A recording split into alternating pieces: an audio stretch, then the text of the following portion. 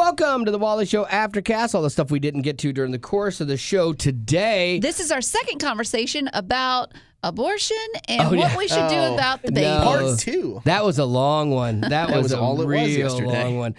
No, I have that update. Remember the other day we had talked about the bridge that fell. Baltimore Bridge, yeah, the Francis Scott Key Bridge. And I'm like, the government, Biden's like, I want Congress to give money to rebuild this bridge, and we got to do this. And I was like, wait, what about the insurance companies that the ship has, and that the bridge, whoever owns the bridge, the company that manages that, has an insurance policy? Yeah, it turns out they did. And you see, the bridge was built for $60 million in 1970. Oh, that would be worth more now. $316 million now. Okay. Crazy. I was going to say, in my head, I'm like, that doesn't sound too expensive. But the Maryland Transportation Authority, basically, it funded the building of the bridge, but there is an insurance claim on the bridge that was filed in the 26th of March, and it's capped out at $350 million. So there you go. There's your funds to redo extra. the thing. You do not have to go to the government to solve this problem, and this is a chance for the government to yet again do another spending bill, point at Republicans for not being on board, and work things into a spending bill. It's crazy. The money is there to cover it through the insurance, and then you put the boat insurance on top of that. You got it covered, guys. Like, it's absolute crazy that doesn't need to be in there. It's a total political move as we come into the, boy, we're going to be right down to it with the election coming up. And Trump still hasn't officially been given the nomination because we don't have the RNC yet. And there's been no word, as far as I know, on a vice president. I could see him being the first president to not want a vice president. Oh, for sure. I could see him being like, do we have to? They seem absolutely, it seems like an obsolete role when it comes to him. Oh, yeah. Kamala Harris is pointless. Yeah. Oh, yeah. Biden was pointless when he was, Who was the last vice president that actually felt like, did anything? Yeah, that felt like they made an impact. Couldn't other tell than you. stepping up if somebody passed away. Yeah. Sometimes the first lady has a little bit more predominance and impact when they take on the pet projects and their charities. I remember more about Michelle Obama's action during Obama's reign than anything Biden did. Yeah, it's crazy. So anyway, there's a TV show. This was kind of an interesting, almost like hypocrisy. There's a TV show called Bridgerton, and it's one of these romance period pieces, and women love it, and it's stuff. salacious. But it's salacious and don't watch it. And raunchy. I hate to say raunchy, but it almost is like, oh, but it's romantic, and it's got a lot of trash in it, obviously. But it's done fairly well. I think they're on their third season or something like that. They are. But one of the ladies, you seem to know a lot about this.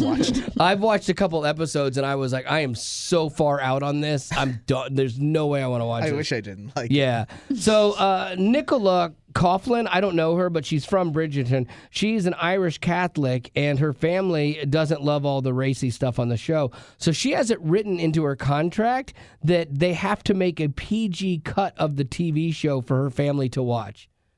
Doesn't that seem like kind of like hypocritical, They could find another actress. Yeah, but you're like, okay, I realize this is bad, and I don't want my family to be exposed to it, but you don't care if it's out there for other families to be exposed to it and other kids to watch it and sneak watch it when their parents aren't around. Because I believe it might be a Netflix show. It is. So it's not like it's on... You better have, if you have Netflix, you better have child protection filters on there, too, because they can just get to anything. And there's a lot of stuff on there that's not good. But it's interesting that's what she gets for season 3. They make a separate edit that takes all that stuff out so that she can show it to her family. So they did do it? Yeah, they do it. Yeah, it's in her contract. Confirmed? Yeah. That's on another... Yeah. That's on an editor. That's on a team of people to spend more time working. Wow. I wonder how clean they make the edits. Like, they're like, okay, here comes the love scene they want to cut out. Do they, for her family, just chop it, slam it together and go? Or do they, make a nice transition? If you're an editor, you're still going to want to make it nice. But I'm sure, what's up, Rock? I mean, I'm guessing that they know that that's not the real version that people are seeing. So the only way that I'm thinking she justifies this is it's a way for her family to still see the work that she does. Correct. Yes. But not see the work she does or the rest of it. All the work that she does. Yeah. She said, it's literally written into my contract. People think I'm saying it as a joke.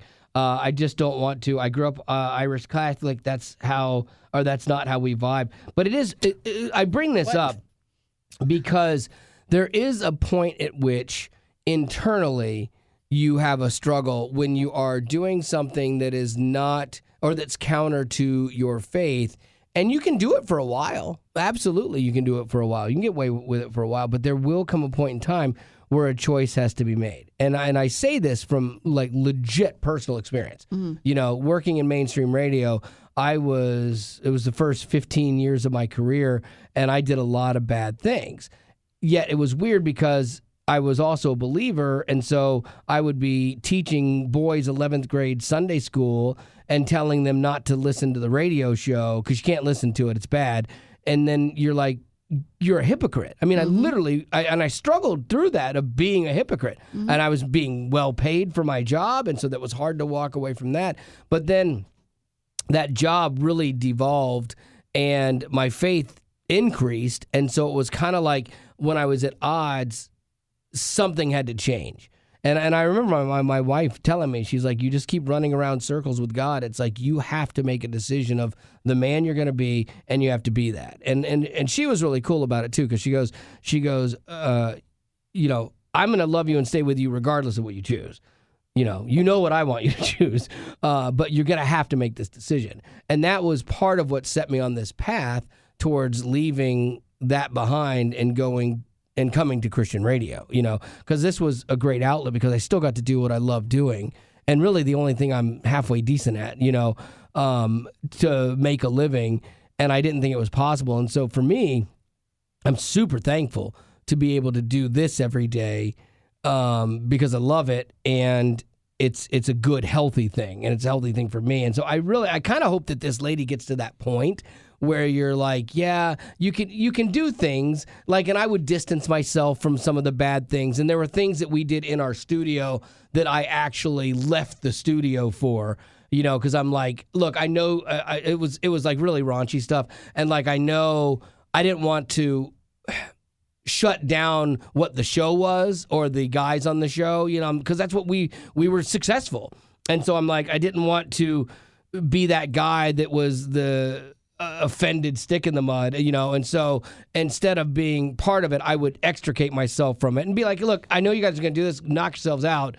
I'm going to step out of it, you know, and that's the same as getting the PG cut versus standing up for my faith and just saying, you know what, I think I'm done with this. And it took me a while to get to that point, and who knows, maybe she'll get to that point. And I'm not judging her because I'm sure she's trying to navigate that too, but I just know that struggle internally. It's kind of rough.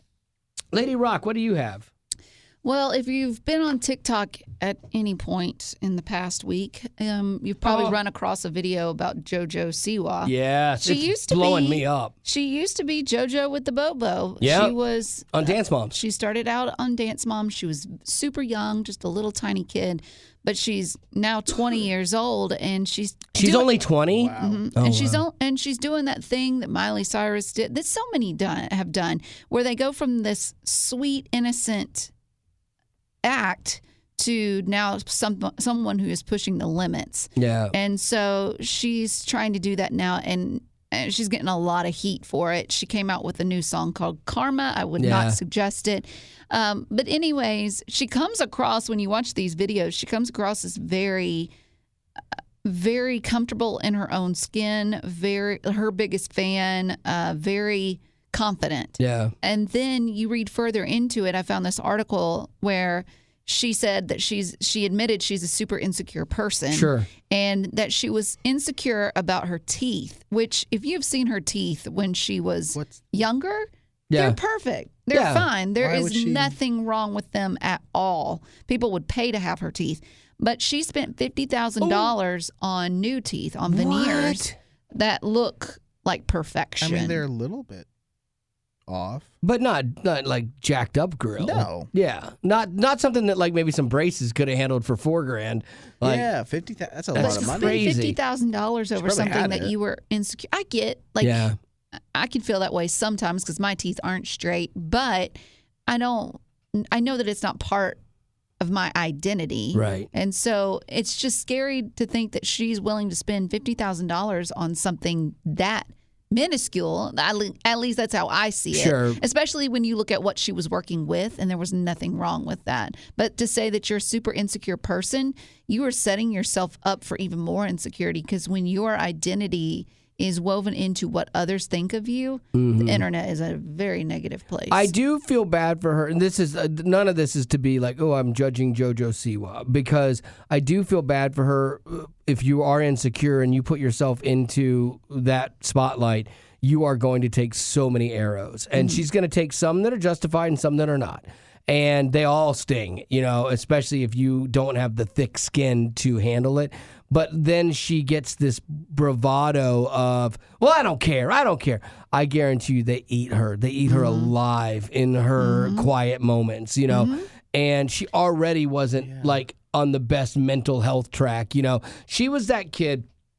And I would say for her, I know there are people that are gay and they're like, I've always felt this way, whatever. I'm not debating any of that stuff. But she is somebody that I don't believe when it comes to like her coming out. And this is why. I think she was so desperate to be liked, accepted, seen. And when that community embraces you, because to them, everything is okay except for Christians. Everything's okay. If you're a believer, then you're ignorant, racist, bigot, whatever.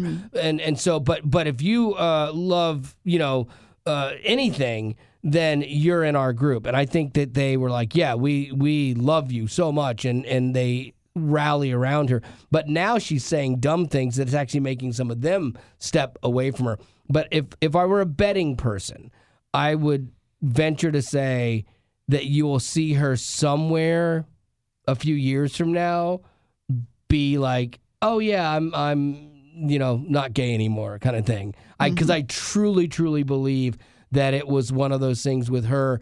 It was the influence of everybody around her. And I've seen this happen in so many kids that are broken, and so they gravitate towards the thing that just accepts them, And I could be 100% wrong, and we'll save this tape, and you can watch it in 5 years, 10 years from now, see if I'm right. Time capsule. Yeah, exactly. We'll put it in a time capsule.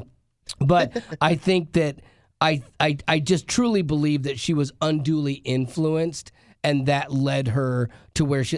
All of her behavior too. It's like all showing. It's all like the song talks about, or she's being interviewed, and they're like, who would you want to have on your podcast? Let's spice it up, my axe. Like she's so. That sounds like the voice itself is something that sounds so.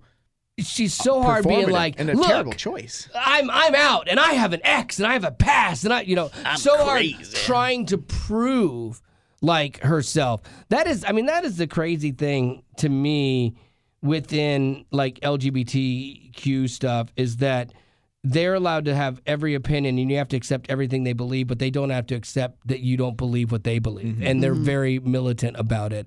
And I was listening to one guy on TikTok. I don't know if we talked about this yet or not, but he was like, look, this is the answer to all this. Shut up. Stop talking about yourself and whining about all this stuff. People will not hate you. If you just live your life and stay away from kids and stop forcing your agenda on everybody else, people won't hate you. It's kind of like nobody wants their home to be broken into, so stop breaking into people's mental space by trying to force it on. I will say one thing too, that in a way that we don't allow kids to like have a cell phone or to have a social media presence. Facebook doesn't let you have an account until a certain age. It'd be so great if kids didn't have to be famous from super young ages too, because it does seem like kids, and it's not one for one, but it does seem like these kids have to deal with the world knowing who they are, which is just an inherent amount of pressure, or at least amount of thought space that takes up in your head.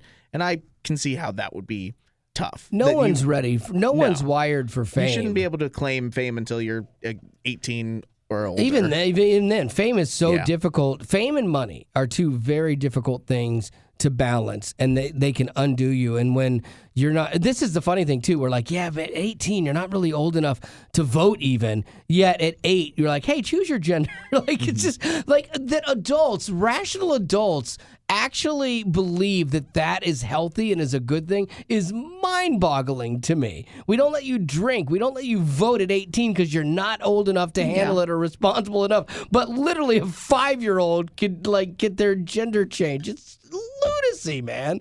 And this is the weird world we're living in. Unfortunately, it takes people saying enough. I'm not going to cater to your delusion anymore, which then makes you hateful and cancelable. But honestly, like that's kind of where I've hit, where I'm like, cancel me, don't care. Honestly, I do not care. Might be better off. I would be, yeah, I would be better off. But then the funny thing is, it's like I think an idea for a podcast would be the Cancel Me podcast, and everything you do is just stop taking anybody's garbage. It would be listened to by everyone that agrees with you and by everyone that hates you, and it would grow. That's what Howard Stern did. Howard Stern, like him or not, as far as radio goes, what his content was a genius and a master manipulator of people, because they did like studies on why people listened to him, and the people that loved him were like, we listen because we want to hear what he says next. And then they go to the people that hate him, we want to listen because we want to hear what he says next. Like, he was so good at creating that world where even the people that hated him still listened because they wanted to be offended by him, you know? And I honestly think if someone did a podcast like that today, it would be huge. It's funny because we were talking about this earlier in the show, just in between songs, and I was like, yeah, a podcast that just incites people or just like gets them all riled up and doesn't care about being canceled would be great. I'd love to be on that. And Gavin's like, you mean like the Daily Wire? I'm like, that was really astute. Yeah. It's the same thing. It really is. It really is. It's you know, they do exist to push back, which I think there is I think there's a necessity to pushing back, but I also think they exist just to make people upset, which is back to that guy's this is the thing. Back to that guy's theory of just shut up and live, and we're not going to bother you.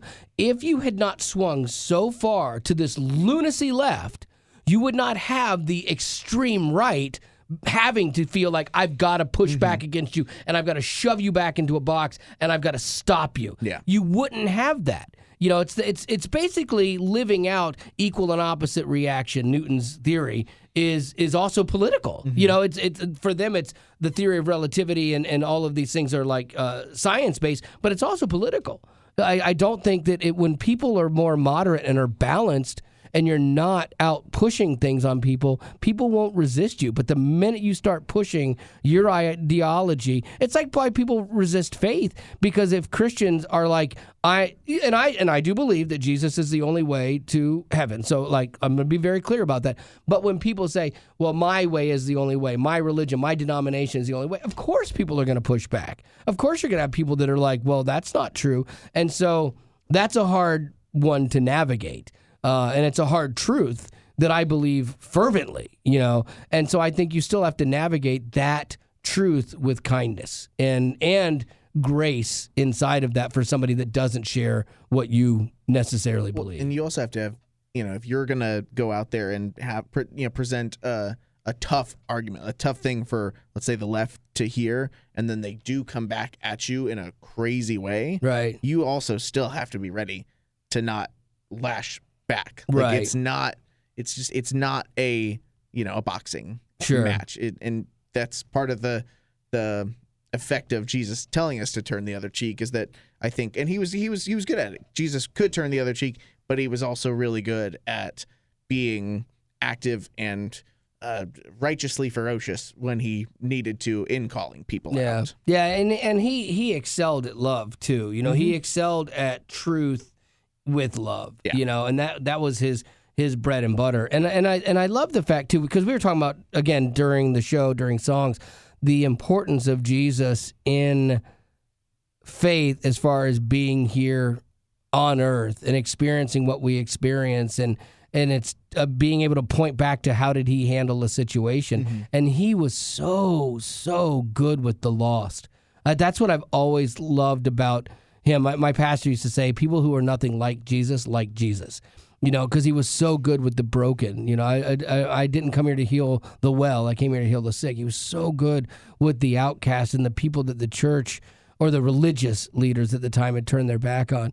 And he was contentious with the religious and the oversaved and the people that were trying to be bad representatives of him and of God. And so it'll be interesting to see. Heaven's going to be fascinating. Because it talks about seeing people that you don't expect to see there, and then people you expect to see, they're not seeing them. That's going to be, give me some popcorn. I'm going to sit there and just watch that and be like, no, I knew it. I knew it. Also, just hope we're there. Yeah, well, I'm going to be there. But I'm like, oh, fingers crossed for Betty Rock. How's it going to go? If you make it, anyone can. That's very true, actually. I set the bar low. Yeah. All right. Well, do you got any birthdays? I don't, but I can do a question. Let's do a question, like. Especially something less political. What do you say? Serious these last 2 days? I know. I want to lighten it up. Brooke wants to know, do you prefer standard time or daylight savings time? Which one's which? I don't even... I always forget. I guess daylight savings is when you switch the clock and you get more time. I think. Or is it when it gets shorter? I never know. Can you Google it? It always confuses me. Let's just say, like it? Do you like it getting darker, quicker? Later. I like it darker later. Mm-hmm. I love it darker later because I like to do stuff and I like being out as long as I can. Or if I want to mow my lawn at 7 at night, I can do it. So I'd much rather, whatever that is, I'm a fan of that. Okay, and I wish we would just keep that.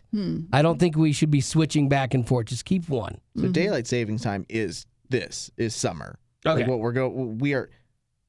Okay, date. There it is. March 10th through November 3rd. Wow, that's a lot. So we're in daylight savings time. In daylight savings time. Yes. Which is interesting. It's so much longer than the standard time. Yeah. So, yeah, I'm a fan. Why is this not standard time? Do you like it dark earlier? There's pros and cons to both. Because you're like, I could sleep at 4:30. Yeah, because it all comes back does. to, we did that story about sunshine guilt, and that's where this comes into play, okay? So, for instance, yesterday I got home. I wanted to take a nap. I constantly go through you shouldn't do that. Like, you're just sleeping your day away. You need to be outside. And nap guilt. Oh, no. But anyways, when you go into, you're losing time and now it's getting dark at like 4:30, I feel like there's more of an acceptance to staying home. And I've heard my mom say the same thing too. It's kind of like you just feel like it's okay to not go out. It's okay to just stay home. Because it's dark, it's nighttime. Right. So that's a pro. Whereas on the other side, there is a pro to just seeing more daylight, because we just don't get that much of it with our jobs. I agree with that. Something you said just made me think of this. I don't know why, but yesterday, Gavin, we had a question we were doing, and we didn't even get to Gavin's. We went off on this long about how you want to be remembered. Yes. How was that, Gavin? I want to make sure we come back to that today. I don't need it, but I appreciate it. Yeah. How I want to be remembered when I pass is similar to how people get these gender reveal golf balls with the color of blue or pink dust in there. Put me in a golf ball. And then smack it. I want my buddies to go to this certain hole on a golf course that we play a lot. Okay. That's just got kind of a drop off and just smack me into the abyss. Into the abyss. I love that. And Haley can hit one too. Yeah. There's enough of you to go around. I hope. There'll be a lot of sleeves of balls, Gavin. Let's be honest. There's enough for all of us to take a whack at you. All right. I am curious because when someone dies and they cremate them, you do get a big box. It's a urn, right? It's a urn. A urn. Not a urn, an urn. You're like her dad, a urinal. Bury me in one of them urinals there, dude. Probably what I was thinking of. It's an urn. Urn. And you get a big urn that has like a lot of it. Then you can get little urns. Like my wife has now, her brother, her mom, and her dad, like little urns. But I don't know how much it actually makes. It seems like a decent amount of dust. It does. And then I was listening to a podcast recently where he was a organ donor, and I thought, does that mean he has less dust? Yeah, I mean, it would theoretically you would have less dust. Yeah, I don't know. Yeah. How many? Oh boy, what's the large Coke size? Like if you get 2 liter. Oh my goodness. This says that this is just. I hate that I've now Googled this, but how much ash comes from a I cremation? love this. Yes, is 3 to 3.5 liters. Oh, so over a 2-liter bottle It's a ton of golf balls. Like that's like I don't even know what a gallon is to a liter, but it's got to be more than a gallon. Yeah. It's got to be more than 2 liters. That is a lot. Ew. And especially too, like let's say you happen to be a little overweight. There's the child. No, don't look at the child one. My No. goodness. Why would you do that to yourself? I hate. That one's bad. That's terrible. But yeah, that's that's way more than I thought. Me too. Holy cow. I wouldn't think. But again, like you said, there's a lot. If weight matters. Like I let's would say think you're so. 6'4" and Yeah. 300 pounds. Yeah, if you're taller, Does it would fat have to become ash? Yeah, and you would Or does it actually melt? you can actually make a You diamond would think it would melt. out of your ashes too. They make a diamond out of them, which is because you're carbon basically. So time and pressure. It's a weird thing that Mhm. whenever you read the Bible and it's just dust to dust, ash to Yeah. ash, like it's a weird. You read it and you're like, oh, that sounds cool. Yeah. But then when you think about it, I don't want to be. But I don't want to be a waste of space in the ground either. To be No, honest. I don't ever want to be buried. But then cremation, I feel like everything costs money. Yeah. I wish that dying was free yeah. to other people. Well, so much for keeping it light. Yeah, sorry. The last words of the You podcast today. wanted to I wish know. dying was free. I don't want to be a waste of space in the ground. You heard it here first. All right. Well, that's going to do it on a happy. We've got tomorrow when we do the Aftercast. I'm bringing in all happy stories. I'm going to end with something positive. Please something do. funny. That would be so good. There is a texting group that Marty, Wally's I'm just wife, looking at this now. and I started, and it's called Wally's Babysitters. And so this grown man That's needs two hilarious. women to handle his affairs because he can't get it straight. So I'm out running errands yesterday. I get a text from this texting group from Marty, and it says, "Hey, Wally What's it has called? She said Wally's it. Babysitters." You said that? Yeah, Okay, yeah, yeah. sorry, I missed it. And it's just the two of you. Yeah. Yeah, it's the three of us. Wally's in it. He can see it. Yeah, I can see it. Yeah. So, anyways, Marty sends me a text message yesterday, and she said, "Hey, Wally's got a dentist appointment on this time at this day." And I said, "Great." And so I am sitting there in the parking lot. I'm going to add it to our work schedule so that we're all reminded. And I look and see he's already scheduled it, but for 8:30 p.m. So this is the Why? reason why he needs two babysitters, because he can't get the time right. My Outlook does something weird. It's like the Outlook. It does. It It's does the something. Outlook. If one way, if I double click to do a new event, it brings up this window where you've got to put the time in. Another way, it doesn't give me that option, and so I did the other way, unfortunately, and then I was writing in it Wally Dentist 12 so I could see what time it was. Because otherwise it buries it. Yeah, because otherwise it buries it, or you have to expand the calendar to see what time it is. So I just write the time in. So yeah, it said it on the calendar for 8, but I had written Wally 12 so I knew what time it was. See? What?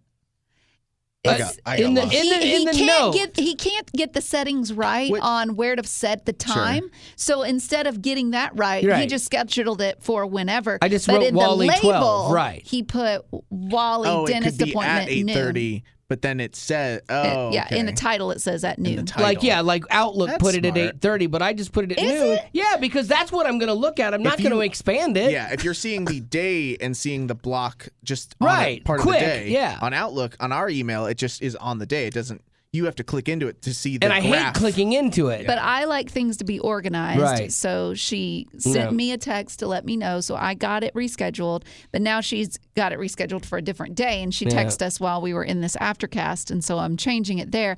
And then she dropped a there's an little and bit then. there's an of and wisdom.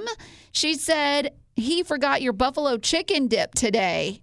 Was that Wally? today? Yeah. Was that Have you been today? trying to cover it up? Were you going No. to come in tomorrow and bring it and be like, look what we made? You know I know. she's Now I back can't at do that. home. I know. I forgot. I had. Why don't you I had even my know? hands full today. I had a Starbucks coffee, my water, 2 backpacks, and then because I'm going to the shooting range today, I had my rifle case. So I had my hands completely full as I walked into my car, and I did not even think about grabbing the buffalo chicken dip. like, But that said, you her didn't even love know it was language. coming in today. So Well, now I do. Well, now you can look forward to it tomorrow. Now you have something to look forward to. You're welcome. Unless I you forget it. Yeah. And then I'm never going to get it because we're going on a trip. Can you, Oh, that's right. Can you put a little reminder in your calendar that just says grab, Please? like for whenever, For 8:30. for whenever, but yeah, for 8:30. But say grab. That's true. I'm going to do Betty's- that right now. Yeah. I'm Grab going to. Betty's buffalo. I don't want to dip. blame my wife on this, but usually if there's something that has to go to Betty from the fridge the next morning, I have it put with my water or my coffee or whatever I'm bringing in so that I see it. If it's on a lower shelf, I'm not going to see it. I don't know why she didn't do that.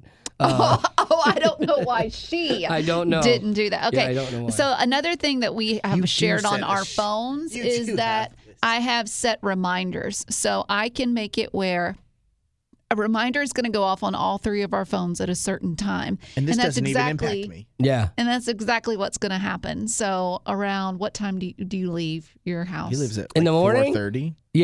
Yeah, so 4:30? Yeah, set it for like 4:15 just so I know. 4:15. Yeah. Okay, this is going off tomorrow. Yeah. Yeah. See, this is where you need to know how to do the scheduling correctly, because if I were to put in there, grab the buffalo dip at 4:15, you would never get the notification. Right. Because it's not set at the right time. Because sometimes, though, some places they're really set up to automatically go to PM. Like I set an earlier alarm to get up the other day to come in, and I set it, and then I went to bed, and then I woke up at 11, and sometimes I'll just double check, and I opened it, and I had set it for 4 p.m. Oh, yeah, so you wouldn't have missed. Yeah, that would have been a bummer. I'm labeling it, grab the buffalo dip or you will pay. And then I'm going to put a little emoji with a knife. That's so great. I got the reminder. Is there a weird part of me that hopes 2 things? That 1, I forget the buffalo dip, and 2, I'm stabbed tomorrow randomly from some stranger, so that when they look through Betty phone. Rock's text, like, no, it was a joke. It wasn't me. I swear, it had nothing to do with that. And I'm like, I think she did it.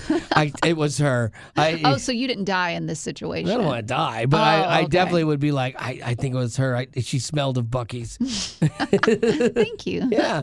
All right. Well, that's going to do it for our Aftercast for today. And thanks for being a potty. Growing up in poverty has never been easy for children, but with the added challenges of the pandemic, conflict, and natural disasters, families around the world are facing an unprecedented food crisis. Unfortunately, those who are already hungry are now even more desperate.